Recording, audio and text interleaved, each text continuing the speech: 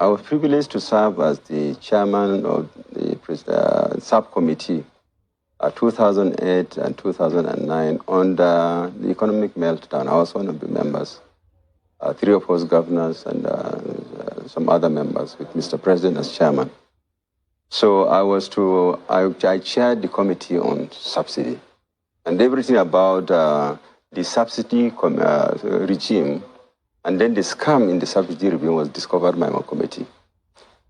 And of course, since then, recommendations were made, which unfortunately were never implemented, and it's very sad. I'm sad to let Nigerians know that from what I saw, we came across situations where subsidy was claimed on pipelines that never existed. You just claim that I would have pumped X amount of, either finished products or crude, maybe from Kaduna, from Warri to Kaduna. By NNPC? Making this claim? Of course, who else is doing it? Oh dear. Those that pump and those that are in the subsidy scam, they just fill papers, invoices, and they claim subsidy on it. In fact, there was an instance of a pipeline that was supposed to exist between Lagos and Warri.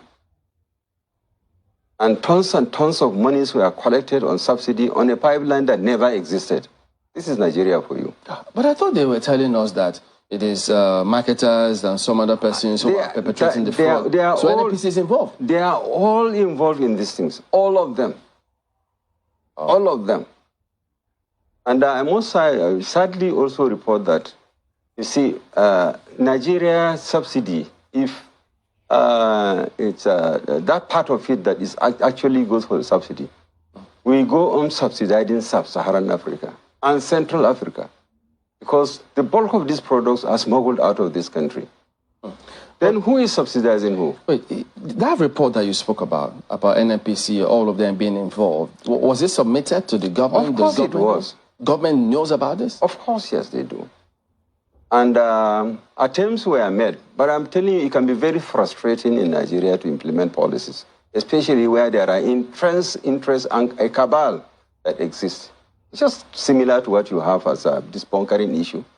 Something not, it can be stopped, but you can't stop it. It can be stopped, but the political will to stop it is not there. There are so many interests that are involved there. And that's what is leading Nigeria to where we are today. That at a point in time during the Jonathan regime, I know we hardly were pumping up to 1 million barrels a day. And the prices kept crashing. Then how do you manage the economy that is dependent on oil? So the subsidy regime, like I said,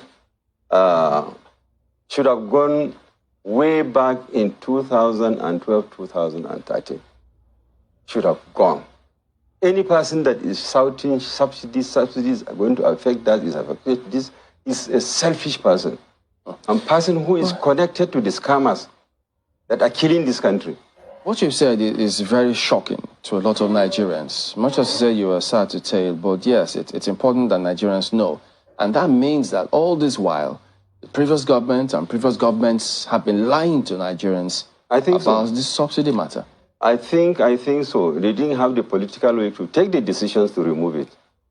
All this, they say, IMF is pushing us, IMF is that, World Bank is... That is not the issue. In fact, I have one of my friends who is in the oil industry. We traveled to China with him, one of the presidents of Nigeria. He told me, my brother, because we were discussing the subsidy issue, say, I'm a member of the economic team of Mr. President. And when I went for a meeting, I told him, Mr. President, I called him by the side. I said, Mr. President, please remove this subsidy. He said, we are tired of making money. What? Yes, I'm telling you to God Almighty. He said, we are tired of making money, Mr. President. Remove this subsidy. Because he is a patriot and he's seen the scams that are going on there. Goodness. And he told me, he's alive today. Won't your friend then say that they were tired of making money, understanding the scam? So did they tell you, why didn't the president go ahead and remove it? Because if he had that first-hand information, He should have acted, the former president. I'm sorry, my brother. The president may not have done it because of the entrenched interest. It could even be at the risk of his life.